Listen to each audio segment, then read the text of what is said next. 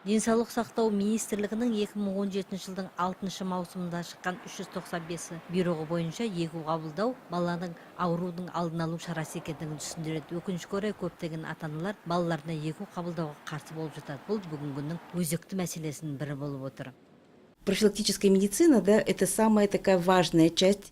Егу жасауға аурудың алдын алудың маңызды бөлігі. Біз егу жасаудың пайдасы жайлы ата-аналарға түсінік бермесек, егу қабылдаудан бас тартқандар саны азаймай отыр. Мұның қауіптілігі соңғы жылдары көрінбей кеткен көптеген аурулардың шығатындығы. Соған себеп балаға егу жасалмаған соң оның бойында ауруға қарсы тұратын иммунитет қалыптаспайды.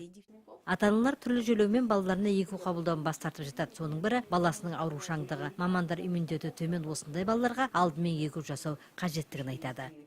Еще родители высказывают такой факт, как недоверие к вакцине. Тағы бір жағдай көптеген ата-аналар вакциналардың сапасына күмән келтіреді. Республиканың көлемінде қолданатын вакциналардың барлығы сертификат алған, оған күмән келтіруге болмайды. Сондай-ақ вакцина құрамында химиялық қоспалар бар деп жатады. Бұл да дұрыс емес. Оған тиісті зерттеулер жасалған. Мен сеніммен айта аламын.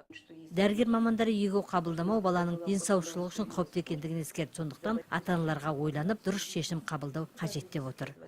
Но наша разъяснительная работа, да, и наше убеждение в том, что прививки нужно делать. Біз ата-аналарды балаларын егу қабылдауларына мәжбүрлей алмаймыз, бірақ оларға бәрін дұрыс ойлап шешулерін сұраймыз. Егу қабылдағанда ғана баланың иммунитеті түрлі қауіптер оларға қарсы тұра алады.